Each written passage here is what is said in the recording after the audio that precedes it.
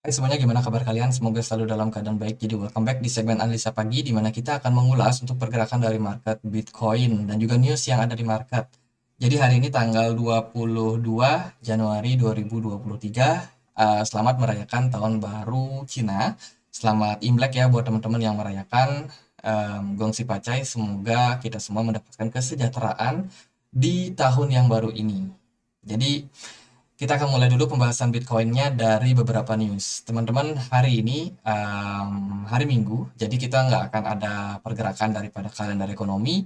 So, kita akan tunggu untuk closing time frame weekly besok di hari Senin jam 7 WIB. Itu kita bakalan dapat closing time frame weekly. Itu bakalan sangat penting buat kita lihat karena Bitcoin kemarin kita sudah sempat bahas ya di minggu lalu kita melihat Bitcoin ada potensial bull trap, tapi itu akan ditentukan dalam 2 minggu terakhir dan sekarang kita mungkin akan coba bahas seperti apa peluang Bitcoin ke depannya. Kita akan mulai pembahasannya dulu dari news.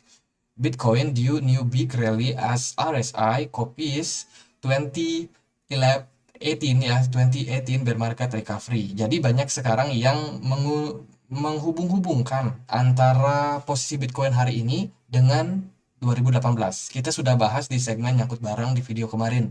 Jadi kalau teman-teman belum nonton, bisa cek juga untuk menambah referensi teman-teman.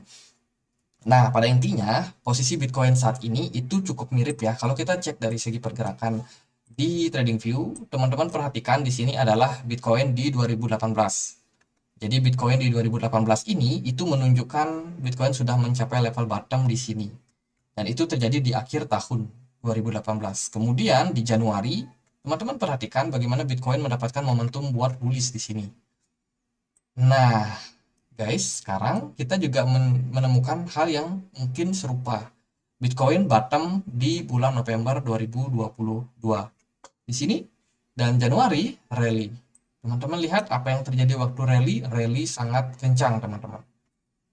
Tapi nggak berlangsung lama ya. Sampai bulan Juli kita dapat koreksi kembali terhadap Bitcoin. Koreksi, mungkin jemput barang di sini, kemudian bull run terjadi. Dan saat ini posisinya Bitcoin dalam kondisi strong bullish, teman-teman. Apakah apakah nih Bitcoin ini sudah bakalan membuat relief rally yang baru? Kita akan nantikan seperti apa. Guys, ini merupakan analisa yang cukup masuk akal kalau menurutku. Karena korelasinya tidak cuma sama pergerakan Bitcoin, tapi juga korelasinya sama indikator RSI.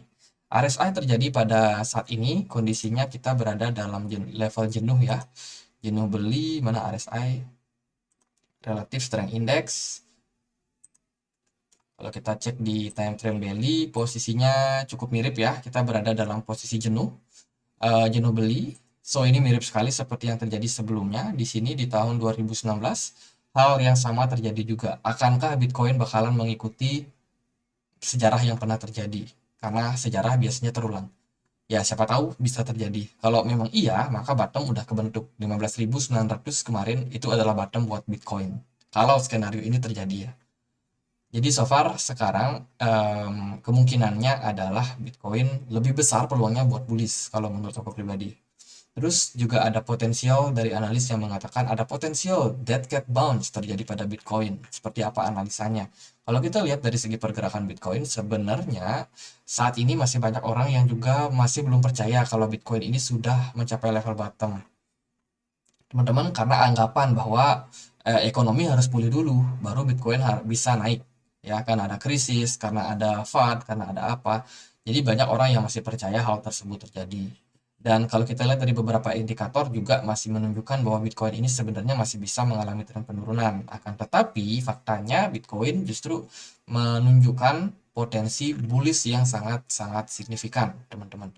Jadi iya, bisa dibilang apapun yang terjadi saat ini, apapun analisanya teman-teman, tapi pada faktanya Bitcoin mengalami tren bullish. Dan apa yang bisa menyebabkan Bitcoin mengalami tren bearish? Bisa jadi karena beberapa waktu kemarin kita kan dapat news tuh ada beberapa miners yang mengalami masalah, terutama pada operasional mereka.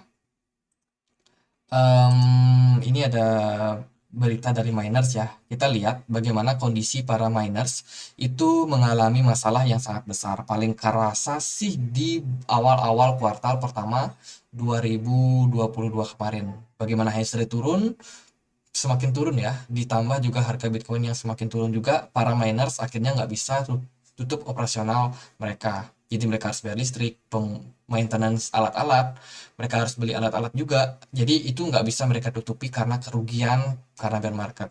So ini menyebabkan perusahaan-perusahaan besar yang listing di market saham itu juga kerasa ya. Kayak contohnya Core Scientific sudah mengajukan kebangkrutan, di mana perusahaan miner tersebut mencatatkan kerugian yang sangat besar. Mereka nggak bisa tutup operasional karena kondisi dari bear market ini. Nah, itu menyebabkan panic selling yang terjadi besar-besaran waktu di 2022. Ditambah juga karena ada masalah dari FTX juga kemarin kan. Nah, di kala itu teman-teman, ternyata kita sudah sempat bahas sih kalau ada wallet yang melakukan akumulasi. Di sini alamat Shrimp itu melakukan akumulasi pada Bitcoin. Di kalangan Whales justru melakukan aksi dumping. Jadi ini ada ketidaksinkronan. Teman-teman, Shrimp ini adalah mereka yang punya wallet, mungkin mereka yang punya kepemilikan Bitcoin mungkin di bawah 1000 Bitcoin per wallet. Dan biasanya kalau menurut aku pribadi setelah belajar-belajar sedikit ya soal akumulasi, itu biasanya akumulasi terjadi bukan dengan satu wallet yang besar. Contohnya teman-teman melihat market turun terus diakumulasi. Itu bukan market ataupun wallet yang besar yang membeli Bitcoin dimasukkan ke satu wallet yang sama. Kemungkinan caranya sudah berbeda. Kemungkinan ada beberapa wallet kecil-kecil tuh, misalkan 1000 wallet itu dipakai buat akumulasi Bitcoin. Jadi setiap wallet diberikan misalkan 100 Bitcoin per walletnya. Jadi kalau kita punya 1000 kan itu banyak banget ya. Kalau punya 20.000 ya banyak banget. Tentu saja yang mengelola ini bukan satu orang guys. Tapi ada company, ada corporate, ada konsorsium istilahnya. Mereka lah yang melakukan akumulasi. Jadi terdiri dari beberapa pekerja tuh yang tugasnya buat beli kemudian dimasukkan ke wallet. Nah, cara seperti ini itu nggak akan terdeteksi sama yang namanya indikator akumulasi. Jadi Whales bisa mengakumulasi dengan santai, dengan nyaman. Ketika Bitcoin di-dump pun mereka akumulasi ke wallet-wallet kecil tuh, dibagi ke 2000 wallet misalkan atau 10.000 wallet. Jadi siapa yang tahu akumulasi sedang terjadi. Dan itu terjadi pada pergerakan Bitcoin. Jadi ya inilah yang terjadi saat ini. Bitcoin dalam kondisi bullish kita lihat dari kenaikan-kenaikan sebelumnya, dan saat ini kita hanya bergantung sama beberapa fund yang mungkin masih berpotensi. SBF masih berpotensi, Genesis yang mengajukan kebangkrutan ke depan, apalagi kalau Grayscale salah satu rekan ataupun saudara daripada perusahaan DCG ya, yang dalam satu grup dengan Genesis ini juga mengalami masalah, ya who knows teman-teman, bisa jadi menjadi another fad buat Bitcoin yang bisa menyebabkan market dump. Karena kalau kita lihat dari riwayatnya, relief rally yang terjadi saat ini, yang terjadi pada 2019 itu cukup mirip dengan yang kondisi sekarang. Dan ya waktu relief rally terjadi pun Bitcoin nggak langsung bullish, tapi ada dump yang terjadi lagi teman-teman. Ini kemungkinan buat serok, buat buat cari momentum buat teman-teman yang ketinggalan serok. Jadi masih ada momentum lah buat teman-teman yang sangkut, teman-teman yang mungkin belum sempat serok kemarin, masih ada kesempatan buat kalian. Yang penting kalian sabar, tunggu mungkin beberapa tahun, mungkin tahun depan ya 2024 atau di kuartal ketiga atau keempat di tahun ini teman-teman. Jadi so far kalau dari beberapa news yang kita bisa lihat ini memang kecenderungannya Bitcoin lebih cenderung bullish. Saat ini nggak ada terlalu yang bisa membuat market turun sepertinya. Ditambah dari The Fed sendiri kemarin udah memberikan indikasi adanya soft landing. Kalau kita cari news, soft landing The Fed teman-teman. Ini teman-teman bisa dapat newsnya banyak banget dan indikasinya udah terjadi di awal-awal tahun ini. Pasar pertimbangkan soft landing The Fed Wall Street berakhir mix. Jadi soft landing itu bisa dibilang adalah ketika The Fed udah nggak naikin suku bunga. Jadi suku bunga saat ini kan ada di kisaran 4,5 atau 5,5. Nah, itu kalau kalau The Fed di pertemuan bulan Februari nanti nggak naikin suku bunga, artinya adalah soft landing. Soft landing biasanya berhubungan sekali sama market rally, terutama market saham dan juga Bitcoin. Teman-teman boleh cek video aku yang kemarin, masuk ke YouTube, terus teman-teman ketik di menu pencarian nyangkut bareng. Kalian bisa ketik nama channelku, kalian akan dapat berita yang terbaru. Ini ada segmen nyangkut bareng, teman-teman bisa klik ini ya, playlistnya. Ini aku post dulu. Nah, di satu playlist ini, teman-teman scroll paling bawah, itu aku sudah update kemarin untuk episode ke-20-nya, mengungkap skenario bullish buat Bitcoin. Di sana aku udah sharing secara khusus bagaimana skenario bullish bisa terjadi pada Bitcoin di awal 2023 ini. Jadi gitu. Oke, kita akan masuk langsung ke pembahasan Bitcoin seperti apa. Nah, besok kita akan dapat closing time frame weekly. Time frame weekly so far positif. Kemarin kita sudah bahas juga kalau Bitcoin ada kecenderungan bull trap. Andai kata, nah ini kita aktifkan dulu indikator exponential moving average. Kita akan pakai yang 21 karena yang 21 yang paling relevan untuk saat ini.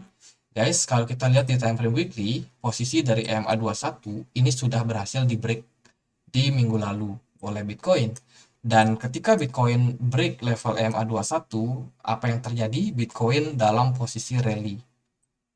Ini adalah indikasi awal yang bagus, teman-teman. Bagaimana breaknya ini, itu bisa menjadi indikasi awal Bitcoin bakalan rally. Tapi teman-teman jangan.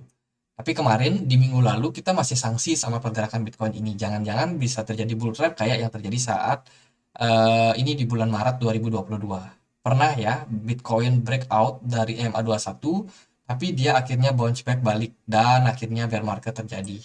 Nah, kita kemarin masih sanksi sama posisi Bitcoin. Jangan-jangan ini bisa jadi bull trap. At the end apa yang terjadi? Bitcoin justru create satu candle hijau lagi. Jadi kesimpulannya adalah kalau Bitcoin closing time frame weekly besok, itu dia berhasil berada di posisi di atas daripada 21.000. Ya, aku targetkan 21.000 lah kira-kira. Karena kalau memang Bitcoin bakalan kena dam lagi ke 21.000, artinya adalah terjadi candle shooting star. Itu bisa menjadi indikasi awal Bitcoin breakdown, sama seperti yang terjadi di sini. Waktu itu sih terbuat doji aja ya, nggak bikin shooting star. Tapi kalau shooting star terbentuk, Bitcoin at the end di hari ini atau besok sebelum penutupan dia kena dam sampai 21.300, 21 ribuan lah, itu bisa jadi indikasi bull trap akan terjadi. Tapi kalau Bitcoinnya closing dengan posisi yang bagus seperti sekarang ini, ya dia bisa bertengger di kisaran 23.000. Ya mungkin skenario-nya lebih mirip seperti yang terjadi di sini, guys. Jadi itu adalah hal yang harus kita pantau. Closing time frame weekly besok sangat menentukan Bitcoin kemana selanjutnya. Sementara kalau kita lihat dari time frame daily, ya so far bagus-bagus aja. Kemarin Bitcoin terkoreksi kecil, tapi toh dia juga kembali melanjutkan tren bullishnya. Jadi ya secara kecenderungan tren Bitcoin lebih cenderung bullish. Dari pergerakan yang lain, kalau kita lihat dari MACD di time frame 4 jam, di sini udah tercipta divergence, guys. Saat ini kita menunggu koreksi aja nih terjadi sama Bitcoin, tapi koreksinya udah lama ditunggu tapi nggak jadi-jadi juga. Dan aku sendiri belum menambah kepemilikan Bitcoin ataupun altcoin ya. Dalam posisi ini aku masih wait and see karena masih melihat potensi divergence bisa terjadi. Jadi harapannya sih bisa ada koreksi dulu pada Bitcoin ke harga wajar, mungkin setelah closing time frame weekly koreksi. Ya setelah itu mungkin bisa akumulasi. Target kalau bisa akumulasi di 20.600 kayaknya menarik, atau mungkin setidaknya di 21.000 ya kalau bisa dapat barang di harga segitu. Tapi nggak tahu lah karena trennya lagi sangat bullish.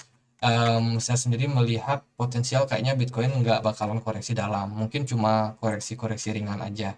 Dan itu mungkin bisa menjadi tempat atau kesempatan kita buat melakukan akumulasi. Jadi kalau kita lihat di time frame daily, ini kelihatan ya dari MACD ini sangat powerful untuk strong bullish. Jadi melihat posisinya saat ini kayaknya agak berat kalau kita mau cari koreksi yang agak dalam. Mungkin ya koreksi-koreksi kecil oke lah buat Bitcoin. Bagi teman-teman yang telat masuk, perhatikan aja level-level support yang bisa teman-teman jadikan posisi buat melakukan akumulasi. Di sini aku pakai MA99. Nah, di sini biasanya menarik sih, MA99 ini sering sekali dijadikan support kuat buat Bitcoin. Contohnya ketika Bitcoin sempat sideways di level ini. Bagaimana dia ngetes ya konsolidasi sebentar di EMA 99 kemudian kembali balik naik. Nah, kalau Bitcoin bisa koreksi lagi sampai EMA 99 di sini kira-kira di kisaran harga 21.800 ya itu juga menjadi level yang cukup oke buat melakukan akumulasi teman-teman.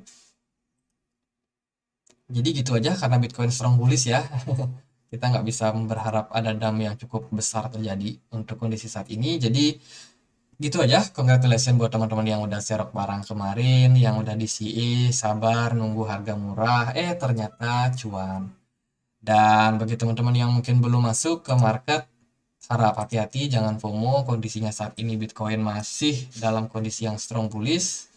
Jadi nanti kalau teman-teman melihat, wah ini kayaknya nggak udah telat nih akumulasi, teman-teman mau tunggu ada another dump, ya bisa aja terjadi sama seperti skenario di 2019 lalu. Jadi jangan terlalu FOMO, jangan dikejar Bitcoin yang udah naik, kita tunggu aja ada dump parah terjadi, baru kita mulai cicil. Ingat ya, satu dump terakhir itu mungkin menjadi opsi terakhir buat teman-teman karena 2024 kemungkinan udah halving, Bitcoin bisa menembus all time high, kemungkinan. Semoga aja dan ya gitu aja, semoga analisa ini bisa bermanfaat buat teman-teman. Kalau kalian suka kontennya jangan lupa untuk like, komen, dan juga subscribe. Nantikan analisa aku di esok hari lagi, kita akan update besok. Jadi gitu aja, semoga bisa bermanfaat. Akhir kata saya Andri, makasih.